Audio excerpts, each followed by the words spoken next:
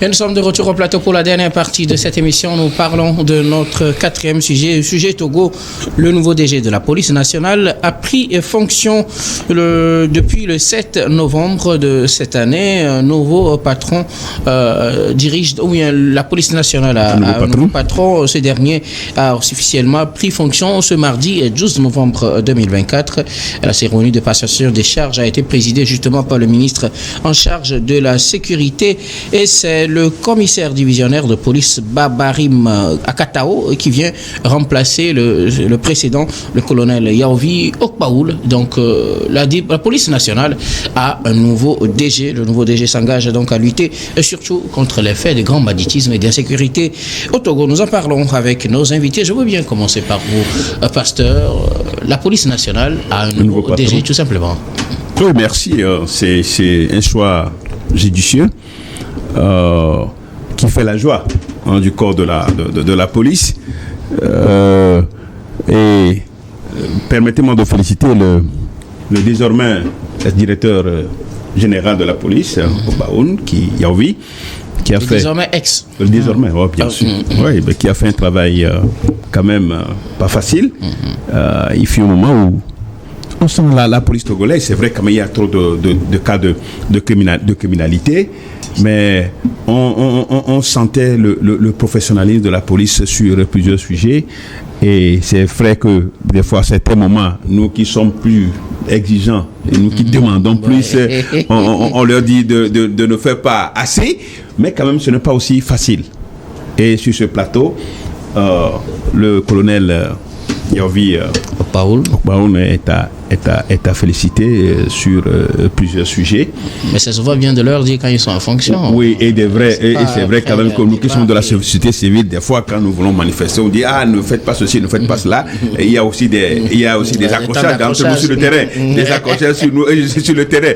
Mais finalement après on dit nous sommes tous des Togolais, et c'est ça qui fait aussi la force de la démocratie, quand on s'accepte mutuellement, on s'accepte en tant que des citoyens d'une même nation. Maintenant revenant au nouveau, je crois que moi j'ai eu quand même la chance de travailler avec lui lors d'un groupe de travail qui a été mis en place par le ministre, l'ancien président de l'université, le ministre Kokoroko.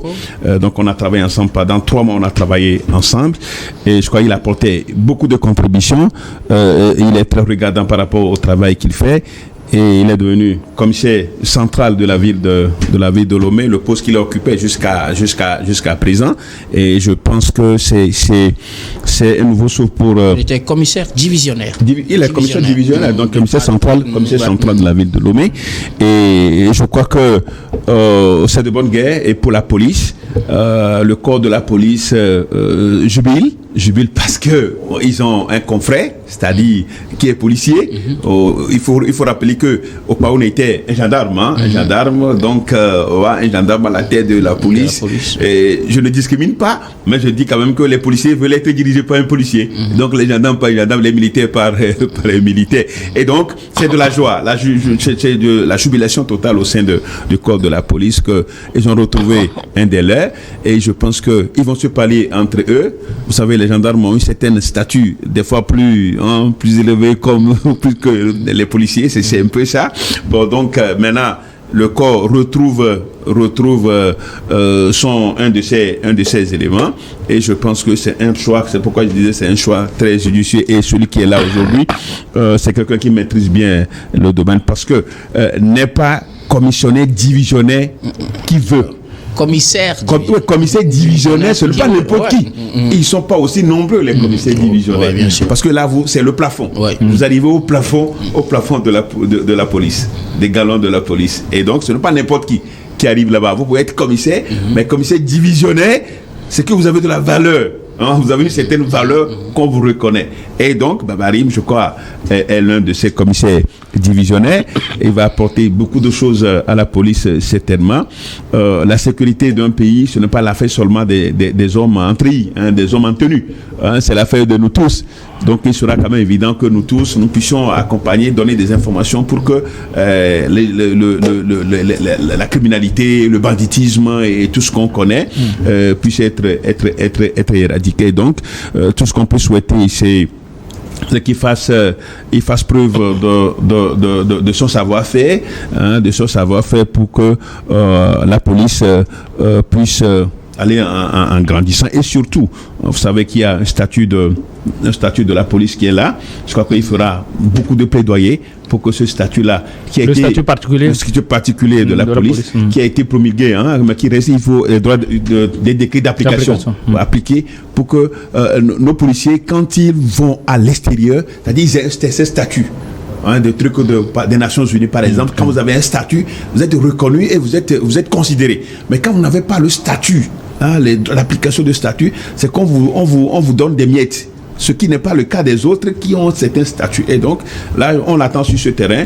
Et je pense que il fera mieux. Sinon, il maîtrise le terrain. Il est bien éduqué, bien rompu à la tâche. Il a un master, il a des trucs. Je crois que ce n'est pas ça qui fait l'affaire, mais le terrain va commander. Mais il est déjà habitué au terrain pour avoir été commissaire central de la ville de Demain. Donc, tout le mieux, tout ce qu'on peut lui souhaiter, c'est qu'il réussisse la nouvelle tâche. Et que, pour confirmer la confiance que naturellement, le numéro 1 du Togo, c'est-à-dire le chef de l'État, a placé en lui. Merci beaucoup. À vous, pasteur. Robert Kosigan, à côté, la police nationale avait depuis le 7 novembre un nouveau directeur général. Ce dernier a pris fonction ce mardi 12 novembre. Oui, je voudrais profiter de cette tribune pour lui présenter mes félicitations les plus chaleureuses et lui souhaiter bonne chance dans ses nouvelles attributions. Vous savez, son travail n'est pas toujours aisé. Et donc, avec tout ce qui se passe avec les problèmes liés à la sécurité dans la sous-région, principalement au Togo. La sécurité et la sûreté. Du nord au sud, de l'est à l'ouest, ce n'est pas un mince chantier. Donc nous allons lui souhaiter beaucoup de sagesse, beaucoup de force et qu'il puisse alors offrir au Togo, de par ses expériences, alors une bonne sécurité, une bonne sûreté aux personnes et aux biens. Voilà. Maintenant, c'est aussi la promotion à la nouvelle classe, à la nouvelle génération de la police. Parce que, vous le voyez, c'est un jeune, très lettré, très compétent, qui a eu beaucoup de brevets dans ces différentes formations.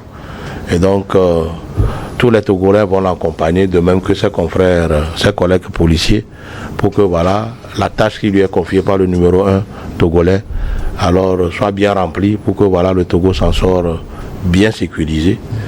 Et que avec lui, tout ce qui gêne le peuple togolais au nord puisse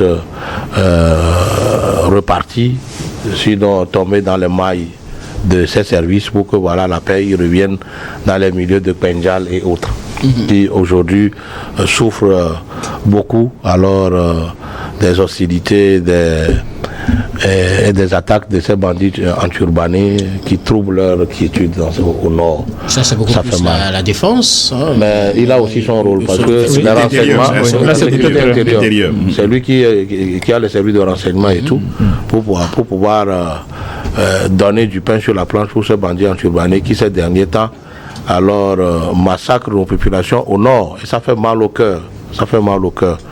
Et donc, nous allons lui souhaiter toutes les chances de ce monde pour qu'il réussisse sa mission, comme l'a fait le colonel Okwaoul, qui a eu la police nationale dans les temps de Covid avec les confinements et autres, et qui est aussi a pu gérer cette affaire de les assauts des terroristes au nord. C'est avec Okwaoul. La première attaque était avec Okwaoul. Il a pu gérer, il a pu faire ce il devrait faire en son temps, alors que tous ces anciens DG puissent alors s'articuler autour de lui pour lui apporter leur connaissance en la matière, pour que le Togo puisse voir les attaques terroristes, les insécurités, la cybercriminalité, tout ça là, reculer un temps soit peu. Bonne chance à lui. Merci beaucoup. À vous, Robert Kosigan. À côté, Kouvia Baïli Abassa, comme je le disais, depuis le 7, il a été nommé. Ce 12, il a pris fonction. Je parle du nouveau directeur général de la police nationale. Félicitations au DG Akatao Babarim pour sa nomination et surtout sa prise de fonction. il faut dire que la police togolaise a beaucoup de tâches à gérer. Et au-delà des actes administratifs qui sont souvent gérés par son équipe, il y a aussi la question de la sécurité, de la sûreté. Donc ils ont la charge. Et je ne peux que lui souhaiter une bonne chance pour cette prise de fonction. Il faut dire que c'est un jeune de la promotion en 2005. Donc ça n'a pas trop duré, comme on appelle, oui. Donc mais il a occupé beaucoup de fonctions. Mais il faut dire aussi que c'est quelqu'un qui avait la maîtrise en droit. Donc c'est un juriste. Donc il est dans son domaine. Donc, il a beaucoup de choses à apporter puisque c'est une organisation subsidiaire des auxiliaires de la justice. Donc il a beaucoup de choses à faire dans ce sens. Et surtout, je lui souhaite une bonne chance et l'encourager à protéger les siens. Il faut ça aussi. Il faut dire que certains commissaires de police sont tellement exposés aujourd'hui, au-delà des critiques que nous pouvons porter vis-à-vis de ces personnes, ils sont aussi exposés. Et surtout avec la police judiciaire qui est là, comment on appelle, la justice qui a été créée pour juger les corps habillés. Ah oui. Oui, il y a plusieurs commissaires de police, plusieurs policiers qui sont sous le collimateur dans le collimateur de la justice, avec des faits qui, bon, peut-être si les gens s'expliquaient mieux tôt, ça ne devait pas arriver là. Mais aussi encourager, tout accentuer sur la formation des policiers. C'est très important. Il faudrait que ces policiers soient beaucoup plus formés. C'est vrai, ils étaient bien formés, mais la formation sur les tests juridiques, ils méritent encore plus. Pour renforcer leur capacité. C'est très très important et c'est le chantier sur lequel moi je peux essayer de le pousser un peu plus. Il faut dire que c'est quelqu'un qui avait un master en sécurité intérieure à l'université Jean Moulin de Lyon 3 en 2018. Donc c'est quelqu'un pour la sécurité intérieure. Il est aussi formé pour ça. Donc il a beaucoup de choses à apporter, surtout pour ce qui se passe au nord. Mais aussi, il vient de prendre le dossier en fin d'année. Et nous savons qu'en fin d'année, comme ça, les bandits, le banditisme augmente. Donc il faut qu'il redouble vraiment de vigilance. Et se mette au travail. Très rapidement pour que cette année-là, cette fin d'année, soit vraiment exempt de cette situation que nous vivions dans le passé. Cela ne veut pas dire que ses prédécesseurs n'ont pas bien travaillé. Le colonel Okpaoul, nous avons vu ce qu'il a eu à faire au temps de Covid jusqu'alors. Il a fait assez. Et nous ne pouvons que... C'est de même que le feu Koudova qui avait fait un excellent travail. Donc ce sont des gens quand même qui sont rompus à la tâche et il n'a qu'à emboîter le pas. Et peut-être même pour démontrer encore la capacité de la jeunesse à innover, il n'a qu'à faire mieux que ses prédécesseurs pour que la population puisse vivre en toute quiétude. Oui, et c'est ce que nous pouvons que le souhaiter. Il a certains de ses collaborateurs qui vont forcément l'aider, mais il y en aura d'autres aussi qui, pour des intérêts personnels, vont lui mettre des pots de banane sur la route. C'est à lui d'être vigilant et essayer de faire tout pour que, comme on appelle, surtout qu'on n'accuse pas la police d'être souvent complice de certaines exactions que nous ne souhaitons plus voir sur notre territoire. Donc, on ne peut que lui souhaiter une bonne chance. Alors, Kokouya Baïli a donné dans ses propos un peu le profil de la personne. Peut-on dire que c'est le bon profil au bon moment au regard de ce que traverse notre pays, pasteur? Oui, je peux dire oui. Moi, je l'avais déjà dit plus haut. Et mon collègue, totalement co-débatteur, Kokoubi a dit quelque chose vers la fin. C'est aussi ça très important. Parce que il faut la police et la gendarmerie, c'est des auxiliaires de la justice. Donc, ils font beaucoup de boulot pour le procureur. Donc c'est eux qui, les déclarations préliminaires, c'est eux qui ont ces déclarations, c'est eux qui transmettent la déclaration au procureur pour que décision soit prise. Et donc il va falloir quand même qu'il fasse énormément, que lui, avec lui, les autres, ils fassent vraiment le travail pour le respect des droits de l'homme, parce que on ne peut pas mettre en garde à vue parce qu'il faut mettre en garde à vue. Oui. On ne peut pas déférer parce qu'il faut déférer. Non, donc il faut que cas par cas, qu'on voit les dossiers cas par cas et qu'on puisse réellement, si des gens ne méritent pas d'être déférés, on ne les défait pas, on peut les libérer sur le champ. Donc je crois qu'il y a tout ça là, ça rentre dans le respect des droits de l'homme. Et aussi, j'aimerais profiter pour ajouter quelque chose, que si quelqu'un, si on met quelqu'un en garde à vue, que le procureur soit saisi automatiquement. Oui, bien sûr. Qu'on ne met pas les gens en garde à vue parce qu'il faut mettre les gens en garde à vue après les lâcher inutilement. Non, je crois que ce que vous avez dit, je crois qu'aujourd'hui, même à la moindre détail, à la moindre des détails,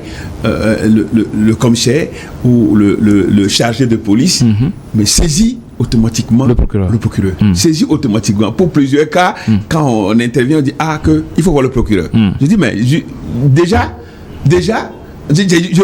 nous demandons déjà ce qui c'est la meilleure des façons. C'est déjà fait. Parce que eux aussi, ils prennent des précautions pour que quelqu'un ne soit dans leur commissariat, dans leur poste, et qu'il y ait des problèmes. Et qu'on dit, mais c'est eux qui ont fait, le procureur n'est pas saisi. Dès que le procureur s'est dit, eux ils sont couverts. S'il y a même un problème, c'est le procureur, c'est devant le procureur que l'affaire atterrisse. Là, ça, vraiment, je reconnais, et ça, on félicite la police togolaise de Lomé jusqu'à Sinkassé, que le travail est un travail qui se fait. Parce que nous, en tant que défenseurs de l'ordre, on est passé par là, on avait beaucoup de choses. Tout ce qu'on demanderait, c'est qu'il n'y ait pas de complicité.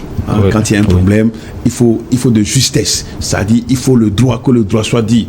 Et ça, je crois que ce chantier aussi, on l'attend. Donc, c'est un bon profil que nous avons. Vous savez, peut-être on dit souvent, on dit que les bonnes compagnies corrompent les bonnes mœurs. La mauvaise compagnie corrompt les bonnes mœurs. Tout ce qu'on peut lui éviter, c'est de rester tel qu'il est, et ça nous fera du bien. C'est le peuple togolais qui va le porter encore plus haut, parce qu'on a besoin de la sécurité intérieure et d'être aussi accessible. Il faut qu'il soit accessible à tous les Togolais qui désirent voir le directeur général de la police. Et surtout à ses collaborateurs. Bien sûr, qu'il soit ouvert et que les Togolais lambda puissent aller voir le directeur général de la police pour un problème qu'il ne comprend pas. Et ça va être encore un de ses atouts. Mais si c'est fermé, parce que le citoyen lambda veut voir le directeur général, qu'on n'arrive pas à le voir, c'est vrai que là où il est aujourd'hui, il est devenu une personnalité importante de notre société, mais qui garde son calme tel que moi je le connais, et je pense que ensemble on fera le travail pour on va relever le défi de la sécurité intérieure. Donc bon vent à lui, félicitations chers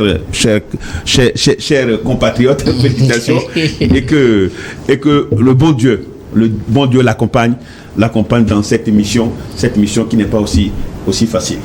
Ok, Robert Kossiga, que dire le profil par rapport à la période?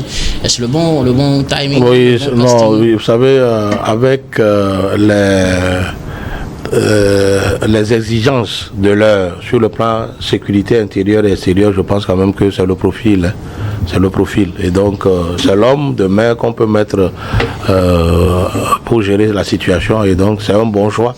Le casting est très bon. Il suffirait qu'on prie Dieu de lui accorder santé, longue vie et beaucoup de sagesse et de clairvoyance dans ses choix stratégiques pour pouvoir préserver le Togo de tout mal, surtout de ces attaques de ces bandits enturbanés qui les bandits, de Sarkozy. Oui, de Sarkozy. De la Libye. Malheureusement, qui est encore adoubé en Côte d'Ivoire après avoir foutu toute l'Afrique de l'Ouest dans la merde. Force à lui pour que les choses puissent aller dans le meilleur sens, et surtout qu'il trouve les mots justes, surtout comme c'est un homme de droit qui trouve tous les arguments juridiques pour pouvoir défendre devant le gouvernement pour que la prise du décret d'application du statut particulier des policiers sera un grand pas offert à tous les policiers. Voilà. Merci beaucoup à vous. Abassa, quelque chose à ajouter? Non, ce que je veux ajouter, c'est que les feux rouges, les feux tricolores, ou là où il n'y a pas les feux tricolores, quand on dépose souvent les policiers qui restent, comme on appelle, vraiment il faut les envoyer pour réguler la circulation, parce que ça fait partie de la sûreté, la sécurité des accidents. Donc que ces policiers ne restent là-bas seulement pour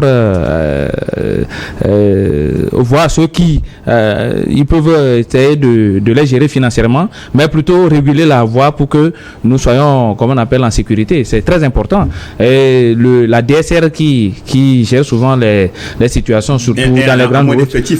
À moins d'effectifs, qu'on augmente l'effectif, mais que le contrôle aussi de cette équipe soit accentué pour que les raquettes ne passent pas toujours par là. Ça fait partie des éléments quand même que des chantiers qu'il a sur le, comme on appelle, qu'il a essayé de gérer. De discipliner beaucoup davantage ses collègues. Et nous l'encourageons, au-delà de discipliner aussi, de les protéger, je le dis toujours, de protéger ses collègues, parce que ce sont ses collaborateurs. Il y a des gens aussi qui les accusent faussement, donc qu'il essaie de les protéger pour que le boulot puisse bien se passer pour lui. Parapluie pour eux. Voilà, effectivement. Il est le premier responsable de cette équipe, donc c'est à lui de les protéger. Alors, merci beaucoup à vous tous pour vos contributions également. On a été tous unanimes sur ce sujet. Unanimes sur ce sujet. Et enfin, comme on l'a dit, tout est bien, qui finit bien. Nous arrivons pratiquement à la fin de ce numéro de Regard Croisé. Nous allons faire notre habituel dernier tour de table. Ce sera pour vos mots de fin et sur un sujet de votre choix. Je commence par vous, Robert Kossigan-Akwete. Je voudrais attirer l'attention des directeurs de sociétés publiques de faire en sorte que leur devoir civique envers la population et leur propre travailleurs soient respectés, qu'ils travaillent, que ces directeurs travaillent à mettre dans des conditions optimales de travail leurs employés. Pas seulement les entreprises publiques, hein? Oui, parce que la fois dernière, j'ai fait un tour dans l'enceinte de la SNPT, l'ancien OTP. Non, tout est vétuste, il y a des herbes un peu partout. On ne dira pas que voilà, l'entreprise est fonctionnelle. Si vous voyez un peu, il n'y a pas de jour où les habitants de cette cité ne reçoivent la visite des reptiles. Ce n'est pas bon. Pourtant, ce sont des milliards qui sortent là-bas. Oui. Et ne parlons pas de ce que cette entreprise devrait apporter de bien au village dans lequel il se trouve. Tous les gens ont les dents rouges, parce que voilà, infectés par le traitement des eaux de phosphate. Quand vous entrez dans l'enceinte de la SNPT, tout est vétuste. On ne dirait pas qu'il y a vie dans le parage. Ce n'est pas bon. Que cette société revise vraiment sa politique de... Sa responsabilité sociétale. Je veux parler juste de sa responsabilité sociétale. Respecter les principes de l'émission, on va permettre à Kossigan de terminer, on va évoluer. Donc, et après, je voudrais prier le gouvernement de tout faire pour que la lumière soit effective à Klikamé. Merci beaucoup. À vous, Robert Kossigan. Pas Klikamé de Lomé, dans vos cours. Merci beaucoup. Voilà, vous êtes analyste politique, c'est bon, Kossigan, c'est bon. Vous êtes analyste politique et président de l'AJD Alliance Jeunesse Développement. Merci d'être passé sur ce plateau. Merci, docteur. Merci à Niwa TV. Merci, c'est un plaisir de vous avoir sur ce plateau. Kokouya Baili Abassa, maintenant vous avez la parole. Merci de me donner la parole. Non, j'aimerais juste saluer la population de la commune Wawa 2 pour son dévouement la fois passée lors d'une manifestation que le maire a organisée. J'aimerais leur rappeler que en début d'année 2025, notamment janvier-février, il y en aura d'autres mouvements comme ça, notamment avec les partenaires italiens qui vont arriver pour poser la première pierre de l'hôpital communal qui sera construit dans cette localité. Donc je les invite à faire des déplacements massivement dans cette localité. Mais bien avant, il y a le projet LRAP qui a choisi cette commune aussi pour son projet pilote, LRAP de MCA, qui fait vraiment de bon boulot. Si ce côté foncier sera vraiment réglé sur le plan national, je pense qu'on va éviter beaucoup de choses, notamment en matière de conflits fonciers. Donc ça fait partie aussi de la sécurité, de la sûreté de la population, notamment le droit de l'homme qui sera préservé à travers ces projets. Donc félicitations au maire Bossa de Koudjo qui apporte vraiment un appui sans cesse à cette équipe qui est sur place. Donc c'est quelque chose à féliciter. Merci beaucoup. Vous, Kwakouvi Abaili Abassa, vous êtes vous êtes économiste et analyste politique. Merci d'être passé sur ce plateau. Un plaisir pour moi et surtout vous féliciter pour d'avoir conduit ce débat avec mes deux co-débatteurs tonitruants qui ne se laissent pas les votes. Merci beaucoup à vous tous. Kwakouvi Abaili Abassa, merci. Oui, Pasteur Edo, vos mots de fin. Non, moi je voudrais revenir un peu sur ce que nous avons dit tout à l'heure sur le directeur général. Il y a un chantier très important que j'ai oublié, c'est de pourvoir à tous les commissariats des véhicules de commandement. C'est très important, des véhicules de commandement, parce qu'on ne peut pas retrouver un commissariat qui n'a pas de véhicule de commandement. C'est très grave. Avec quoi le commissariat va faire la patrouille? Et surtout le commissariat de l'intérieur. De l'intérieur, même de la ville de Lomé. Je crois que c'est très important. Ce chantier-là est très important. Et je crois que je lui parlerai dans les oreilles aussi. Je lui parlerai aussi dans les oreilles. C'est très important cet aspect. Et fini pour dire que en novembre 2004, j'ai créé ce qu'on appelle la FEMIT, la Fédération des Églises et Missions du Togo, qui constitue aujourd'hui plus de 200 églises. Donc, novembre 2004, novembre 2024, il y a 20 ans que cette fédération est mise en place. Nous sommes dans la période de la célébration du 20e anniversaire. On a commencé hier à l'annoncer à la presse et tout ce qui va être fait. Donc, c'est du 22 au 24 novembre prochain. Il y aura l'apothéose. Donc, je voudrais inviter tous les pasteurs, tous les chrétiens de plusieurs de différentes dénominations à se joindre à nous pour la célébration de cet anniversaire qui aura lieu du 22 au 24 novembre prochain dans notre église évangélique Foursquare située à Thiégounol de la Foire Togo 2000. Merci beaucoup à vous, Pasteur Edo Komi. Vous êtes le président du mouvement Martin Luther King, MMLK, et également le premier adjoint au maire. Non, je suis toujours maire par intérim. C'est vrai qu'il y a un nouveau maire, mais il n'a pas encore plus fonction. Je suis toujours maire par intérim. Ok, d'accord. Merci beaucoup pour la précision. C'était un plaisir. Ce fut un plaisir de vous retrouver sur ce plateau, Pasteur. Et nous disons merci à toutes les équipes techniques et rédactionnelles qui nous ont aidés à préparer et à présenter cette émission. Merci beaucoup à Richard Kourfanga à la réalisation, à Cristiano Banikwa à la diffusion, à Foufogolo à la caméra et surtout à vous, très chers téléspectateurs, de nous avoir suivis. C'est la fin de ce numéro de Regard Croisé du programme du soir de ce jour. Je vous retrouve demain avec le même plaisir pour un autre numéro.